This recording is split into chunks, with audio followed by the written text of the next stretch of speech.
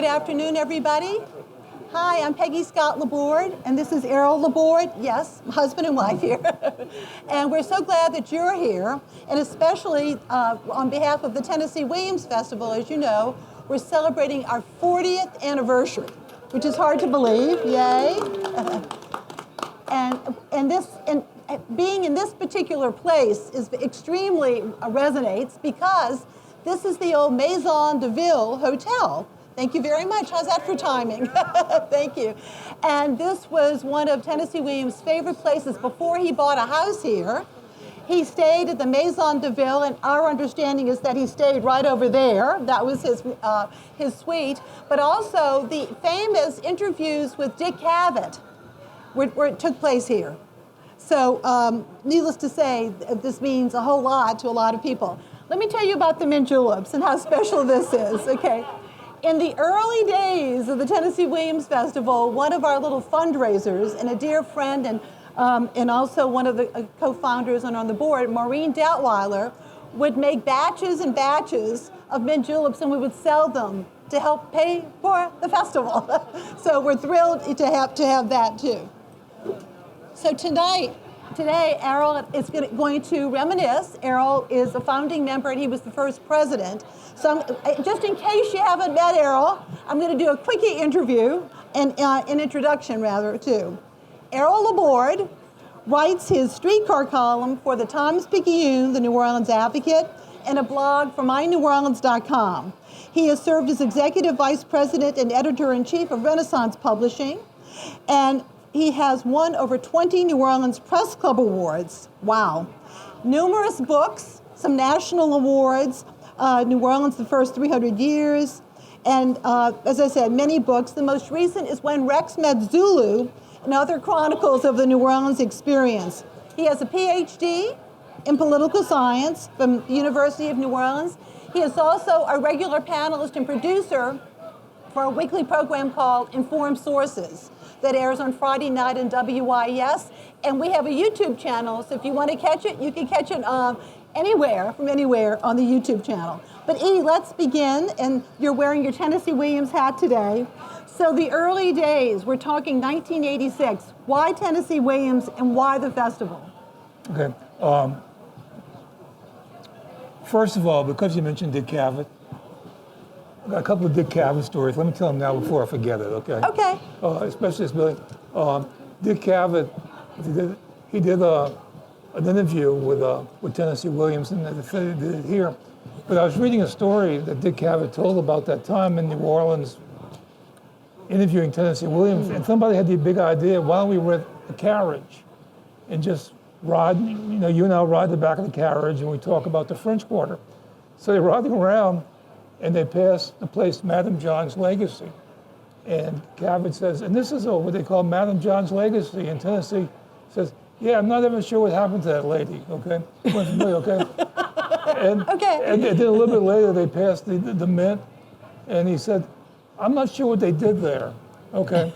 And he kind of realized, for all his wonderment about the people and the character and the language, he didn't pay attention to the buildings that much, all right? That kind of thing.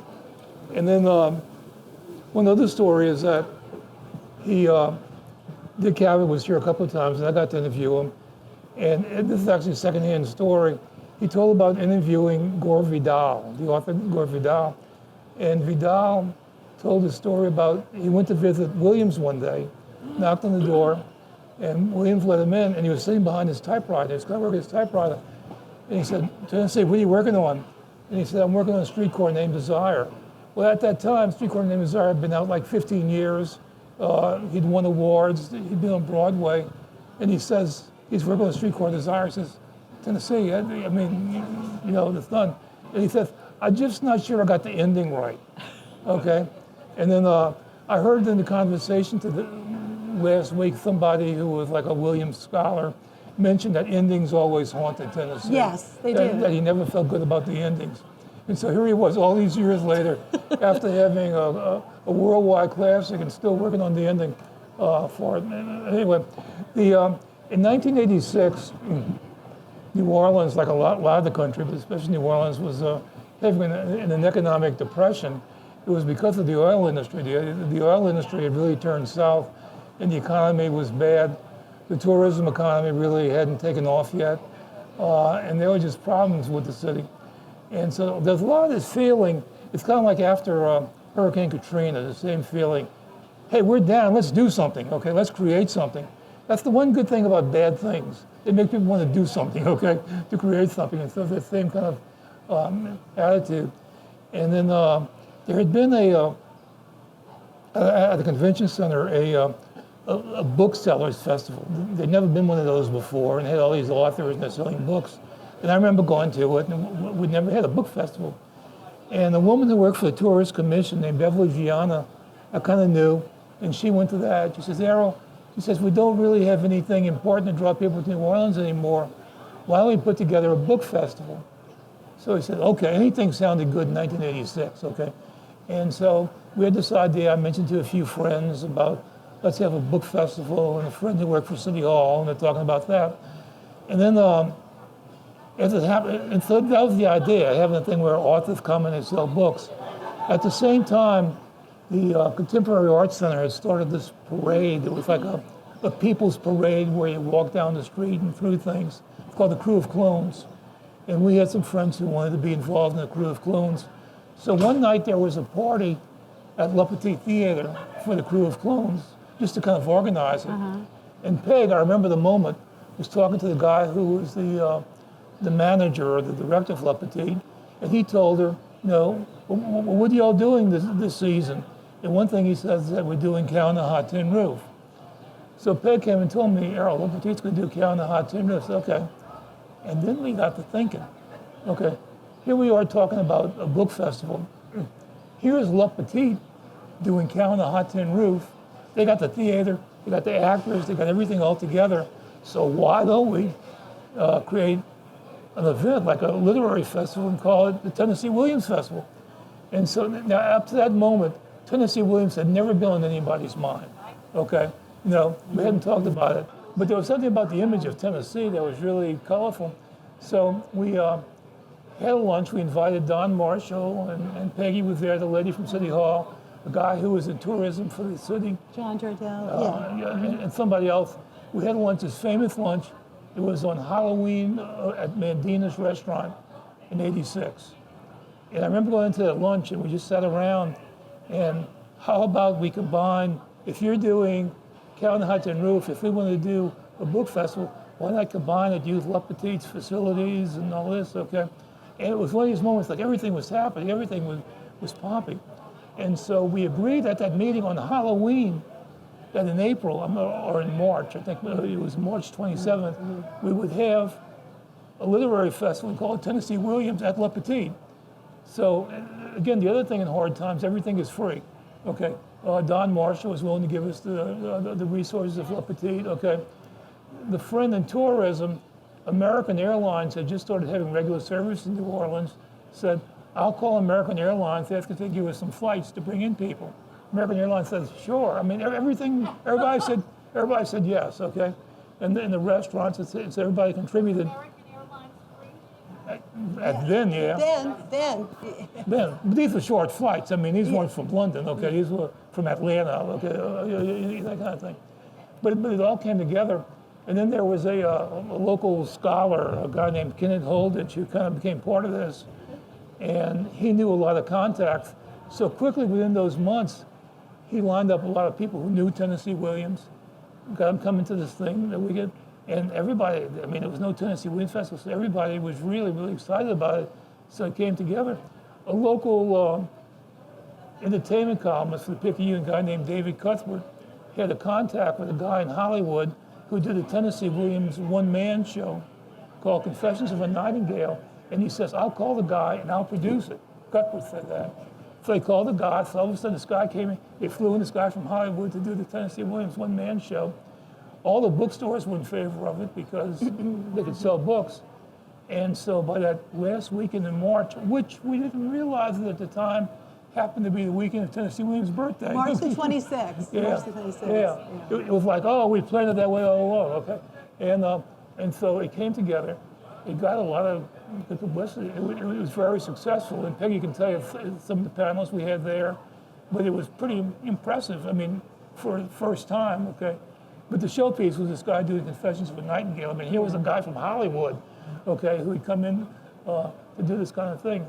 And so we were kind of floored by it, and it got a lot of publicity. We even had a mass, okay, a Catholic mass.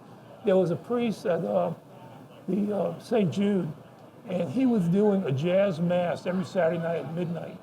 And so we figured, I know Tennessee wasn't all about masses, but he was like a jazz mass. And so he told everybody he wants to go to a jazz mass. Meet us here, like at 11:30. We'll go to this church, and we'll have a jazz mass, okay? And the priest was all in favor of it. So we did all kinds of stuff, and it just went well. And so we decided, well, man, let's make this a regular thing. So go ahead. Well, no, I just wanted to say that one of the things, so for many years we did an I Remember Tennessee panel, and we were talking about people who were dear friends of Tennessee.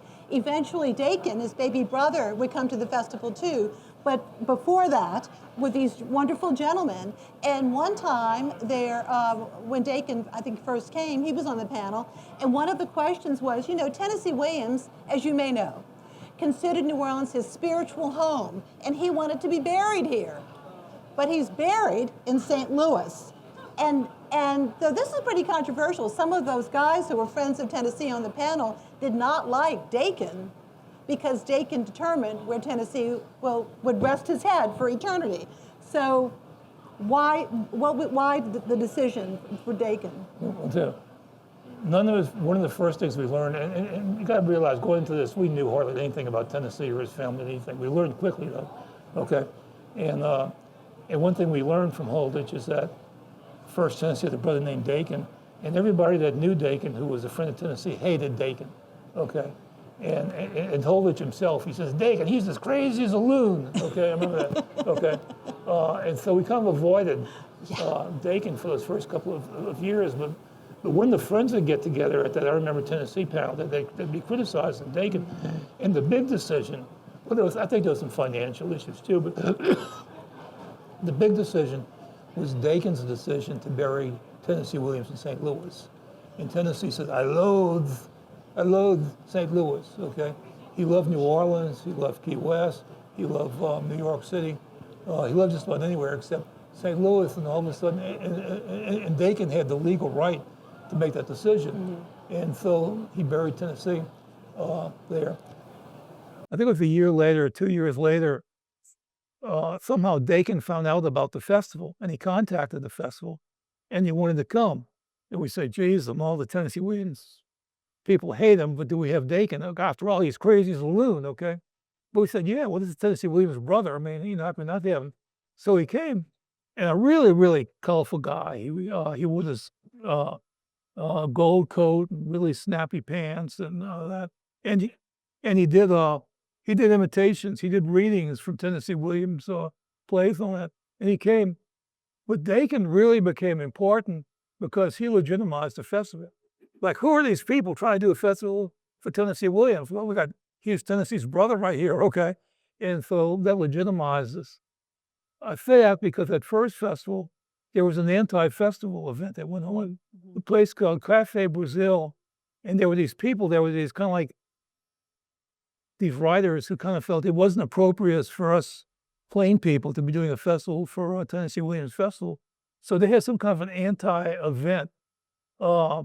Not sure why, but they felt like they had to do it, okay?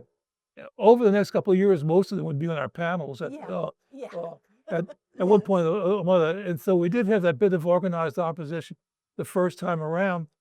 But at the same time, the opposite thing, over the next couple of years, there were several Tennessee Williams festivals that started. There was a group that started coming to our festival from Nashville, and they were studying our festival because they wanted to put one in Nashville. Group from Memphis wanted to start one, and they did one. It was like a film festival. Even Bay St. Louis will do something. So there were a lot of people, several people told me, well, we'd always wanted to start a Tennessee Williams Festival. And I think to myself, well, the difference between us and you is that we did it and you didn't, okay, all right? And so it came together and it got some recognition. a really big moment, and Peggy was part of this, a key part of this, was I guess it was about the third or fourth festival. That night, we're feeling good about things. We had all kind of really impressive people, Pulitzer Prize winners, top-selling authors, and we were watching television, watching the news that night. Um, and one of the big stories that night was that, Dr. John, the singer, his manager, who was a woman, had gotten married that day. And after she got married, she rode to a reception on a motorcycle with a parrot on her shoulder. And that was the big story. That was the big cultural story. The parrot on Dr. John's manager's shoulder. And there was nothing about us, okay? And so we started thinking, here we have this great festival. We have all these great people, okay? It's like nothing. And then I realized that from the television producer perspective, we're a bunch of people in meeting rooms talking, okay? And that's not great TV. And so we started talking. And then you suggested. We have a Stella shotting contest. Okay. We are really now more with theater and literary. And the theater component is extremely important. So it seemed perfect to do the yell and Stella and Stanley. So the first year we did Stanley and Stella, one of our board members had an apartment in the on the Midlo side over there. It was like a second-story apartment, and so she gave us a balcony. So we were able to. We knew we had a balcony to do the shouting from. There was all kind of legal hoops, like the vendors, the people who were selling pictures, didn't want somebody taking the crowd away from them. We had to work with the police. And one of our board members dealt with all that. She dealt with getting all the permits and all that. And so that first year we did Stanley and Stella, a lot of people signed up for it. We did it. People yelled Stella, and we're not ashamed of this. The reason we're doing it was for publicity, okay? Because this was a way to publicize the event, okay? Sure. Yeah. We wanted publicity, and we got it, okay? All the TV stations were there, and then the Times-Picayune was there, and they had like this big picture and all that. And so it got a lot of publicity for the festival, but also probably a lot of people to wonder, who's this Stella person and who's this Tennessee Williams? And so that was really a really pivotal moment. And that was at the time when things were starting to get online a lot, okay? And so all of a sudden we're getting things on the various news services online, like from Australia, Stanley and Stella shouting contest. And so it was able to get global publicity in a hurry. And so each year we did it, and it got bigger and go ahead. No, I was just going to say we've had some unique contestants, including, you may have seen this gentleman around here, a mime. Yes. We had a mime. We never. And the one who shouted, FEMA! Oh, yes, that's right. After Katrina, FEMA. We also have a lot of female contestants.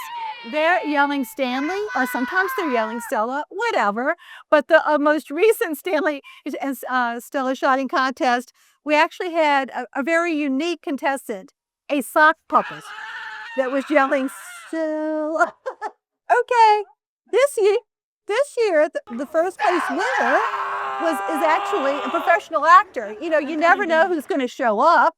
And his name is Langston Fishburne. This is the 2026, and he is the son of Lawrence Fishburne, who loves New Orleans. Okay, but he is talented in his own right, huh? Yeah. Lawrence was here. Oh, okay. Well, I didn't know that's like 2 years. Oh, all right. Jeez. And we've had some wonderful. Let me say this: we had some wonderful judges too over the years, and including Dakin as a judge as well. But let's talk about some of our special guests. Like, for instance, you've interviewed, well, of course, Calvin Trillin. Let's talk about the wonderful New Yorker, Calvin Trillin. Yeah, but there's a final thing about the festival, because it's there've been a couple of bumps throughout the year too. Like they had when Le Petit had to build an orchestra pit. There was a lot of construction going on, and then after Katrina, and then all these kind of things, and all the work that's going on in St. Peter Street. So for various reasons, we had to move it a weekend ahead of time in a different location the last couple of weeks. I hope that next year it's back at its regular place on that balcony on that Sunday, but something we couldn't do. But still, what I learned, because Stanley and Stella had to be last week, okay, Gambit, its cover was Stanley and Stella. Okay, it's a full page thing by saying so.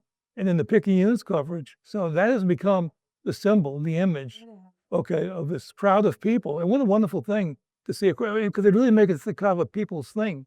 Okay, all those people out there doing that, and so that has been good. So Oh, I have a Dakin story. Speaking of, let me back up here a little bit too. Well, one year, and it took about 2 years, and this is now a while back, but we were very fortunate to have Alec Baldwin.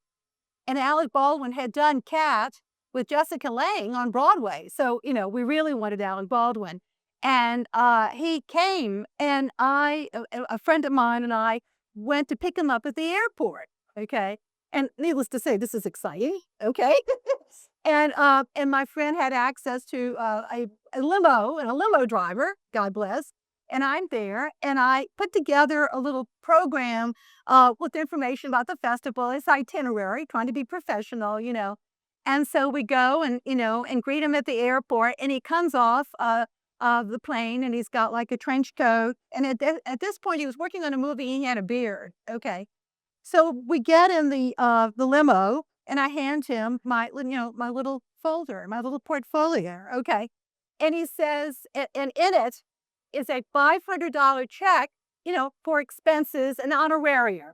Okay, we don't have much, but we try to give something. So he says to the check, "What's this?" And I said, "Well, we just wanted to thank you." And he says, "That's okay." And he hands it back to me. That's okay. And then he says, and we're going to drop him off. We got rooms at the Windsor Court donated. God bless the Windsor Court. Okay. So on the way, he says, "Could we stop at maybe a men's store? I really need to pick up a few things." And so we said, "Well, okay." So not far from the Windsor Court is Rubenstein's on Canal Street. Okay. And, and so we escort him in to Rubenstein's. Well, clearly people kind of knew who he was. And so we're standing there. And so for the next half hour, he's shopping. Okay. And within less than a half an hour, he had purchased, not on our dime, thank God, over $10,000 worth of clothes. So Rubenstein was very, very happy about this, to say the least. But he was a wonderful guest. Now, one thing to connect to Dakin. So the next day, he was doing some performances at Le Petit. And we're doing, I think, a preliminary rehearsal, and Dakin happens to be around. Okay. So I was very proud, to be able to say, "Alec, backstage, Alec, this is Mr. Dakin Williams, Tennessee Williams' baby brother." Okay. And Dakin says, "I'd do Blanche in a slip." And he did. Tell them about Dakin's belief, concern about the conspiracy.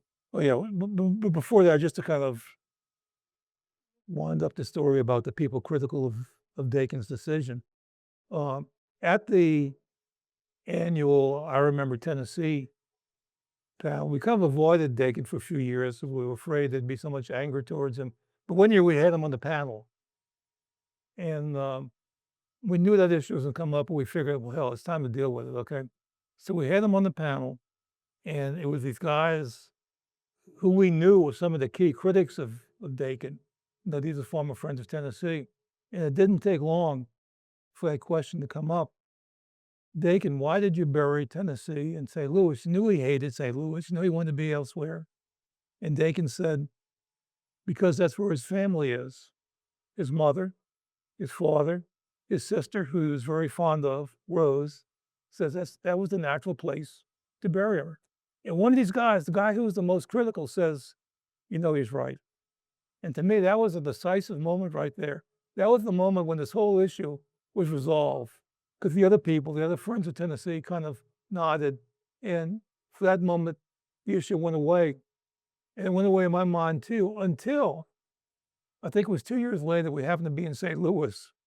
And we got in contact with this woman who was with the Tourist Commission. We told them with the Tennessee Williams Festival, "Could you help us find Tennessee Williams' grave?" So she said, "Sure." So she came one day, she picked us up, and she knew it was in Calvary Cemetery in St. Louis, which is a beautiful old cemetery with rolling hills and all that. We went up and down and back and forth, couldn't find it. We knew it was near General Sherman's tomb, which is a big old statue of Sherman.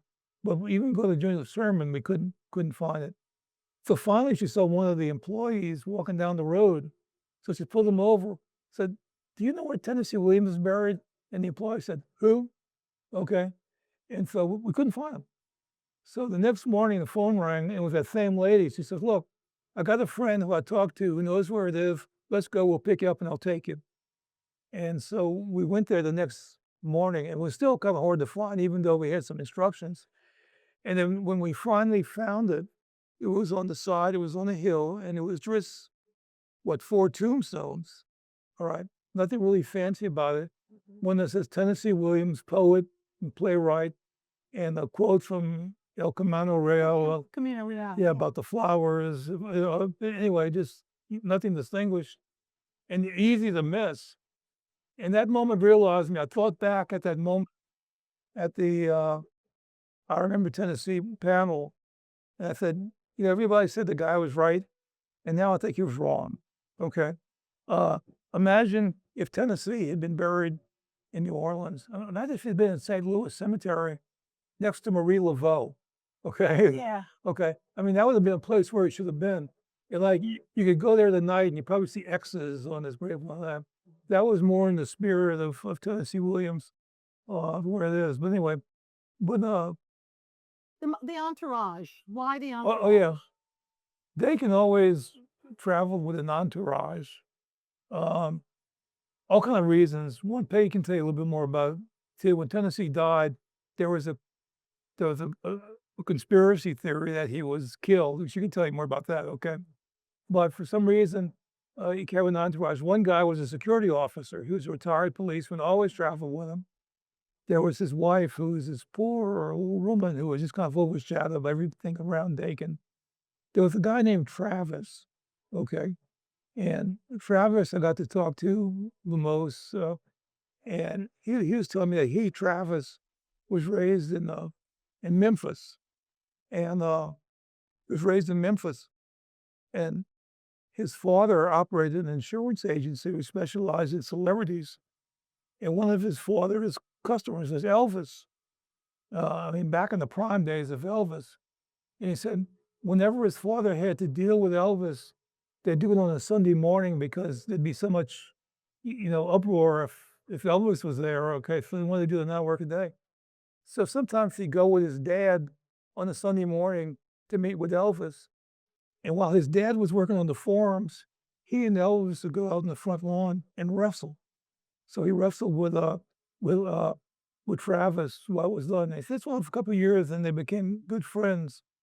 And he says, but after Elvis became a big star, and he had the mansion, he had this big parties, and he was invited to one of the big parties, and it was a different crowd, and there was kind of like a little bit of the drug thing going on.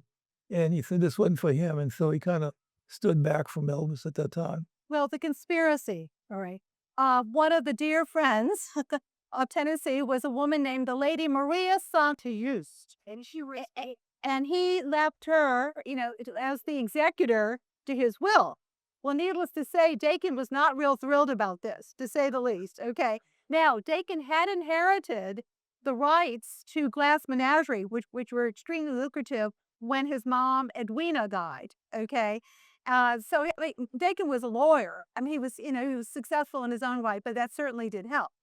Well, he always thought that the Lady Maria St. Just had his brother, and I'm quoting him, murdered. Okay. And as you may know, the official report was that poor Tennessee, actually, who had a substance abuse problem big time, as well as being an alcoholic, was supposedly taking some pills in the middle of the night, and the bottle stopper, top, he unfortunately, that came along with, and he choked. At the Elysee Hotel in New York, in Midtown Manhattan. Okay. But that's not what Dakin thought. Dakin thought the Lady Maria, and he thought that the Lady Maria was trying to kill him. So he hired this deputy from Collinsville, Illinois, where he worked, which lived right across the river, from St. Louis. All right. Well, You might remember quite a few years back, there was an opera, a very successful opera made of Streetcar Named Desire. And so the New Orleans Opera Association, a few years after it debuted in San Francisco, they decided to do a production here. And it was in March. It was around the same time of the festival. And I was tapped on the shoulder by some folks from the opera to say, we have this little premiere gala, pre-show gala. Would you please invite Dakin? So we said, sure, we can do that. Okay.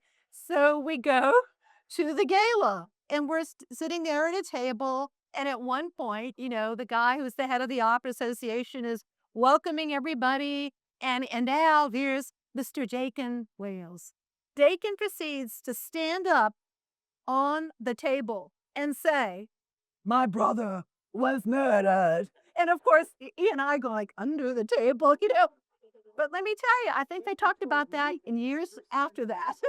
It was quite pretty exciting stuff right before. But that's what operas are about. They're about Yes, they're very conspiracies and dramatic. murders, that kind of thing. So They're very, very dramatic. But anyway, many interesting moments. one other thing about Dakin is that he'd get here a few days early, so maybe he'd be here Thursday or Friday, and he liked to go around town.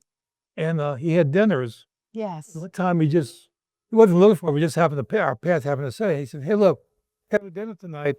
It was one of the high-end restaurants in New Orleans. Why don't y'all join it? Okay, what's the big deal? Being by Tennessee Williams' brother, okay? So we go. It was us, and it must have been 20 other people. Okay? Yeah. And of course, it was filled with wine bottles and everything else, but he had these big extravagant dinners. Mm-hmm. One more Dick Cavett thing I want to mention is that I think it was maybe the last time he was here. There was going to be an interview with him. I think I was going to deal with like a one-on-one interview with Dick.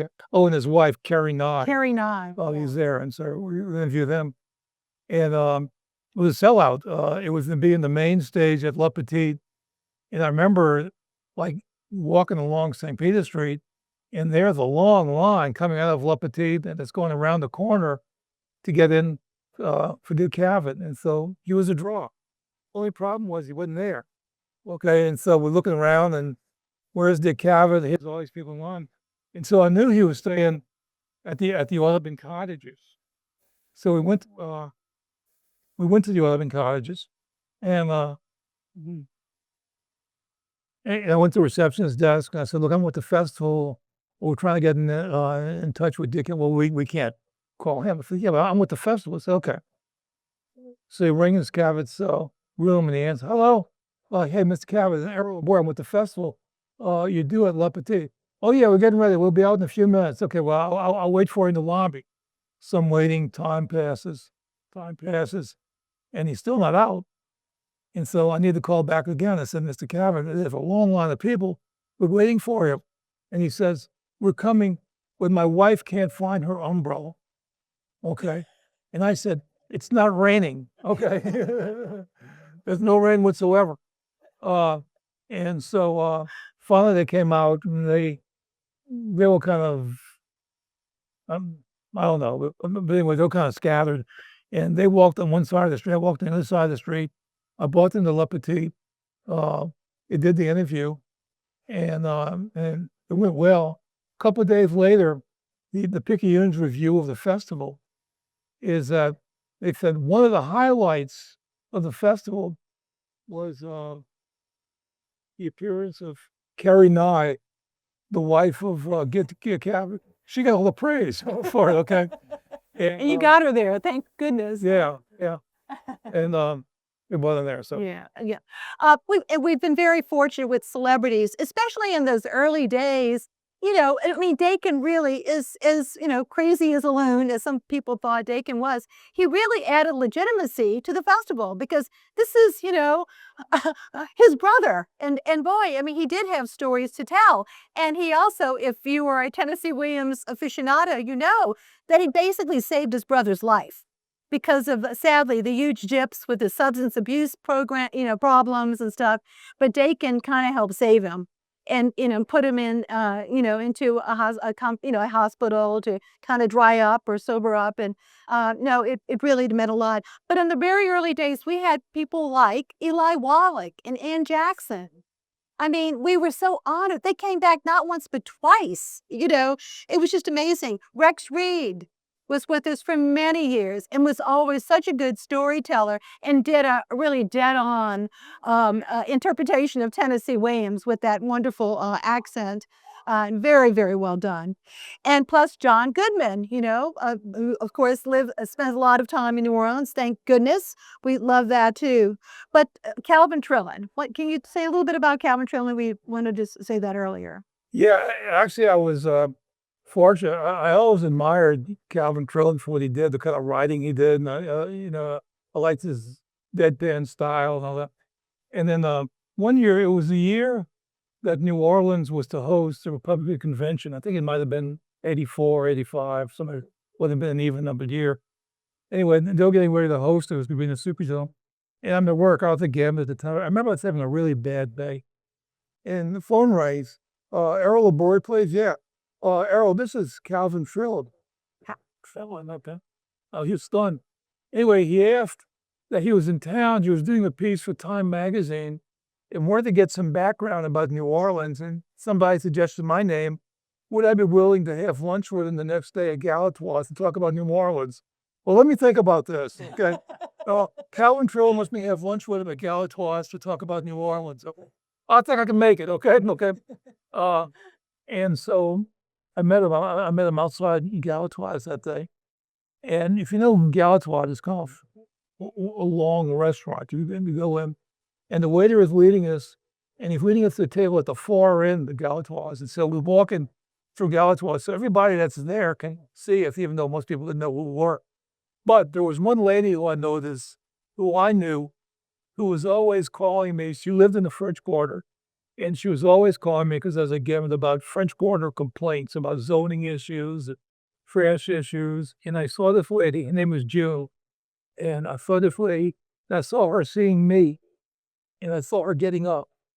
I said, "Oh, June, please don't do this. Please don't go." And so as I'm walking with Trillin down that fourth table, I see her getting up and heading towards where we are. And I said, "Please, June, go away. I'm with Calvin Trillin." And we keep on going. So finally we sit down. I sit down. Trillin sits down.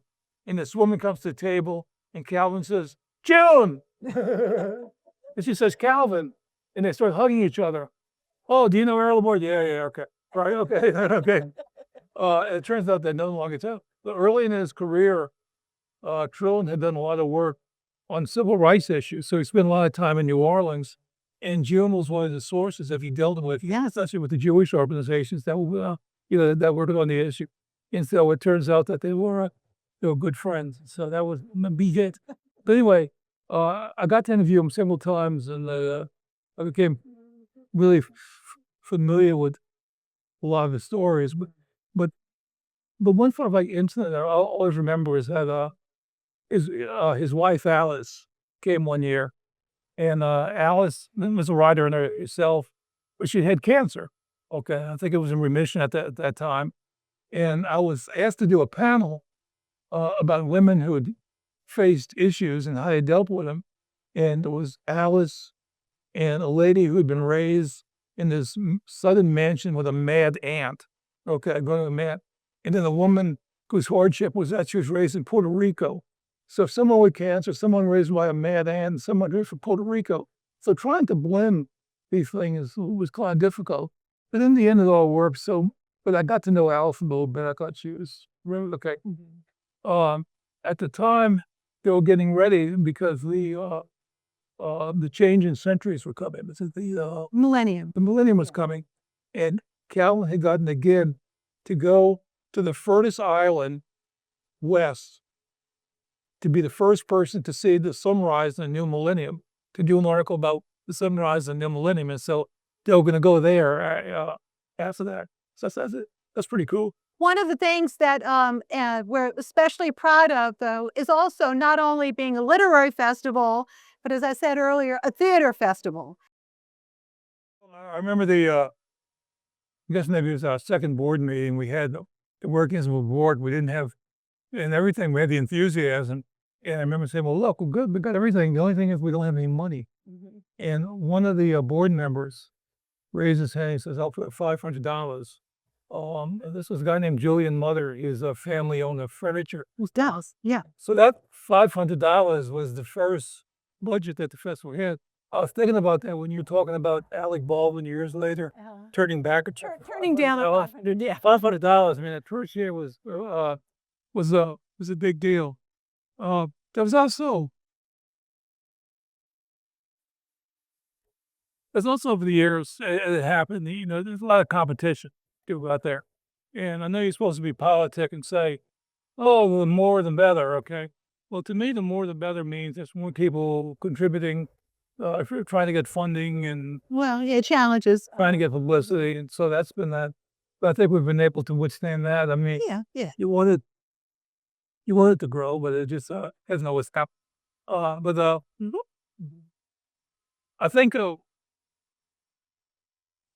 what I'm grateful for is that, you know, like last night they had this event with these ratings from the Tennessee Williams and the education capacity that professors have, the people that it's made aware of it, the people that's found. How many times have you been to the festival? 30 years. And Mark. Wow. Okay. That's amazing. Yeah, and she's been here 30 times. Now, to put that in perspective, she's from Connecticut. Okay. And Ohio, okay. And so that, you know, that means a lot. I wanted to also tell y'all, to me, this should be better known.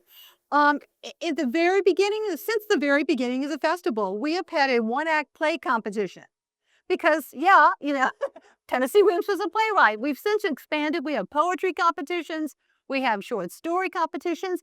And there's a little bit of money, you know, that's given out. But the big thing about the one-act play competition is that years ago, we entered into a partnership with the University of New Orleans. And so not only do you get a little bit of a check, okay, but also the next year, you know, at the festival, you get a staged reading of your play. Now, can you imagine you're a budding playwright? Well, fast forward a few years in, and one of our winners was a guy named David Lindsay Aber. Okay. Talk about the credentials, all right? Many serious plays, but have you ever heard of Shrek the Musical? I think that's where the bread and butter comes from, right?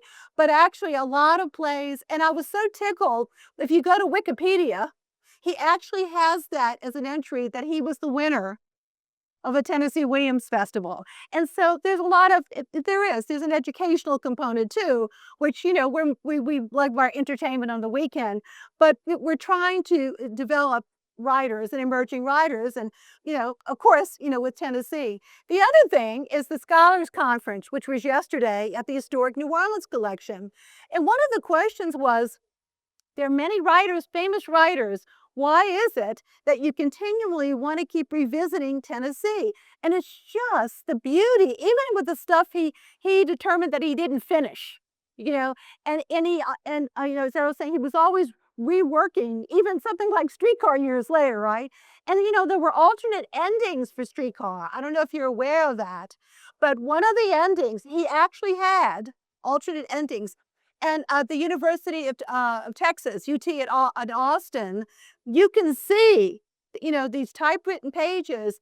And one of the endings is that he goes away with Blanche. Now, how weird is that? Okay. And they desert Stella. Okay. And many years ago, we had this professor who came to us with, look at these alternate endings, you know, and one of the endings is very happy, and it's, you know, and we actually did that. We did some stage readings at the Toulouse Theater of the alternate endings, and the name of it was called The Roads Not Taken. Well, where was she going to do that? But at, you know, once again, the bite-sized theater, you know. The other thing is, and thank you again for the roses, because that resonates so much. As you know, Tennessee Williams had a sister named Rose who he adored, and very sadly, and unbeknownst to him, you know, these are horrible days, she was having mental issues, and she was given a lobotomy, of course, which crippled her for the rest of her life. Well, he adored her. In every play, in the stage direction or even in the play itself, there is some reference to a rose, the rose tattoo. One of the plays, the stage direction is there is a rug with a rose.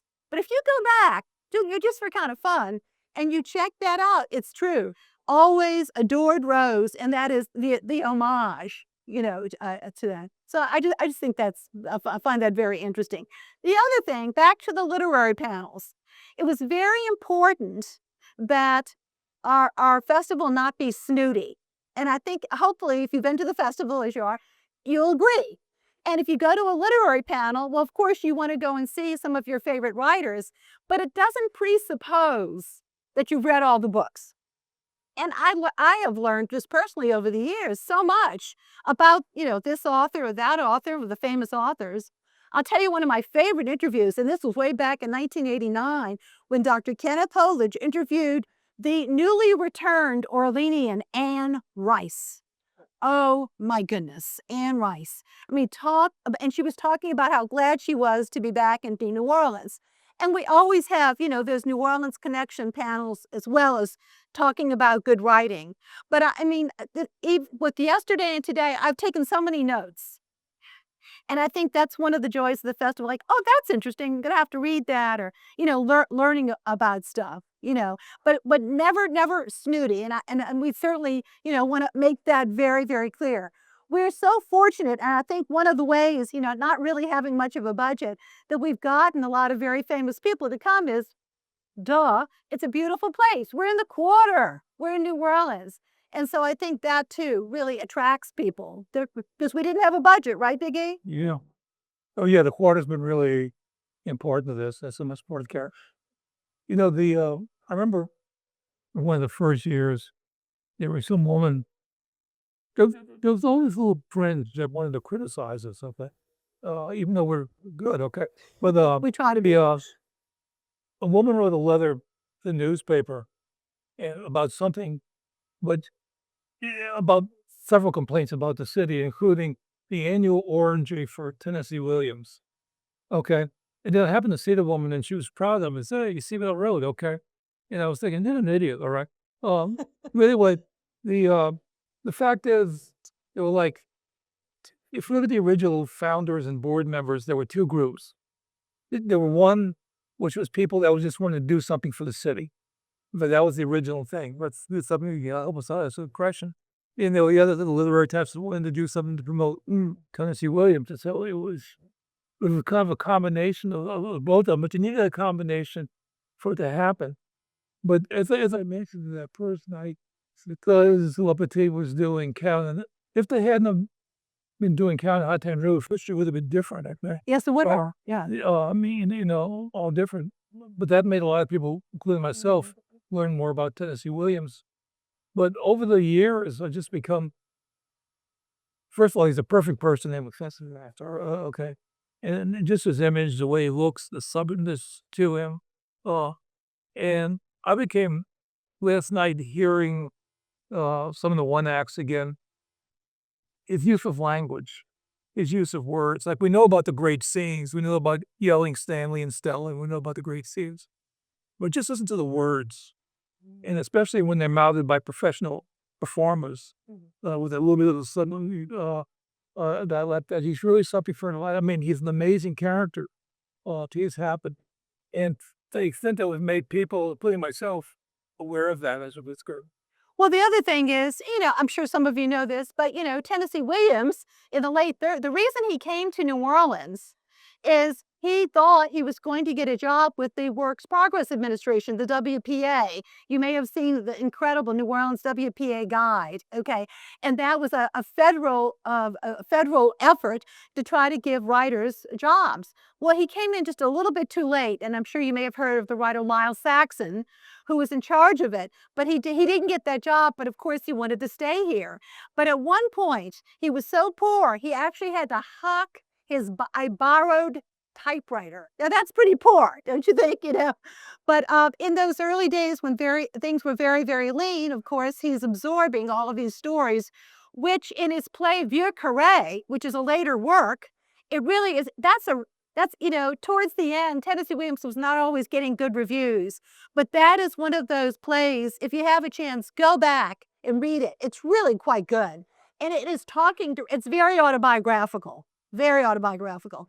And, that kind of thing. He lived actually right down the block here on Toulouse Street, and there's a plaque, which Errol, between you and the Historic New Orleans Collection, helped put up right down the block.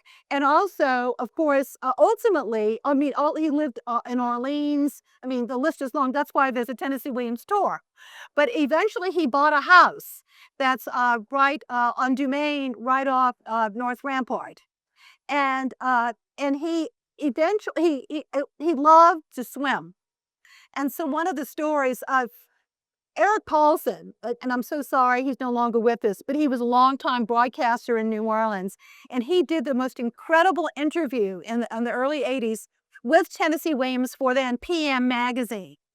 And after he had done that, thankfully, he was smart enough to keep the interviews. And fast forward a few years later, and I was at WYES, the public TV station here, and I knew he had those on the shelf somewhere. So I said, Eric, let's work together on this. And so this ended up as a half-hour show, taking the best from those interviews, called Conversation with Tennessee Williams in New Orleans, Tennessee Williams in New Orleans. And Eric was so kind to narrate it and do some stand-ups. And Dr. Robson Lutz and Dr. Kenneth Combs, they own the house that Tennessee Williams purchased.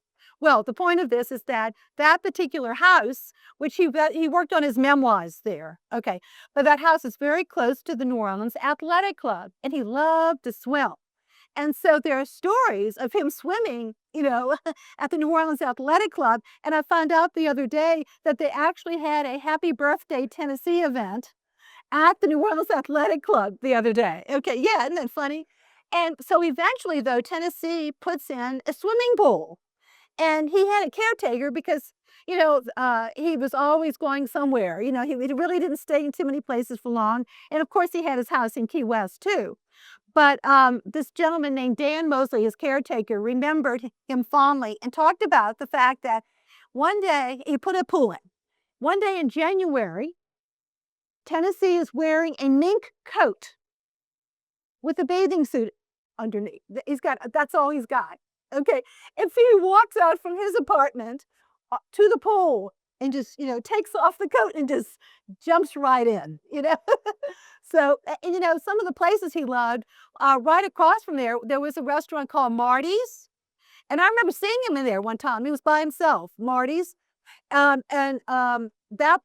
upstairs at Marty's was where the interview with Eric Carlson actually took place. But Tennessee loved New Orleans. He loved Brandy Alexander's. He talked about, spending times in some bars, listening to the Ink Spots. He had his certain favorite places around, too. He adored the city, and that's why the whole possibility of him actually, being buried here was something we really thought, might happen. Now, an idea, and maybe the time just hasn't come. Somebody had an idea of doing what's called, thank you, Francine, the cenotaph. Do you know what a cenotaph is? Okay, you don't have to have the body, but you can have a tribute, a monument. And we keep thinking that if we could put some kind of monument, whether it be in St. Louis number 1 or some public place, imagine the pilgrimage that people would, leaving flowers or whatever for a cenotaph. So that's still an idea. This time hasn't come. Any final thoughts, Harry? Any questions? Any questions or comments or memories? You can do that too. Oh, let me just mention. Wait, somebody's raising a hand. Yes. Yeah. Okay, thank you. Yeah, what happened was, we only, in terms of an artist design poster, we were only able to, to have that for the first few years. And Dr. Kenneth Holditch, who was our program chair at the time, and an historian and a scholar, a Tennessee Williams scholar, also he did the early walking tours too. He was friends with Durow, and we did a panel earlier today on George Durow. Okay. And so, yes, indeed, what happened was he was also a very good customer of Durow's and a patron. And so Kenneth hired George to draw something which we used for the first poster. He also did one the next year, and it's the rose tattoo. So it's this kind of hulk of a guy with a rose tattoo. She's wearing a rose tattoo. But yes, thank you for remembering George Dureau. George Febris, not as well known as George Dureau, he also did a poster for us one year as well. Do you have copies of those posters? I think we still have a few left. Yeah, they're pretty collectible, as you can imagine. Yeah, yeah. Anybody else? Yeah, check with Tracy. Anybody else? Okay. By the way, one quick word about mint juleps. Really early in the festival, I think going back to the first year when we had leopard tea, had this big courtyard, and one of our members had this idea about making mint juleps and like serving mint juleps in the courtyard. So that became a tradition for several years. Maureen Detweiler. We always had mint juleps in the courtyard. Then with time and circumstances, she had to move on. She just couldn't do it anymore. But for many years, we were known as, if anything else, we were the festival with the best mint juleps. Okay. Yeah, Maureen and her husband Bill, very integral to the festival.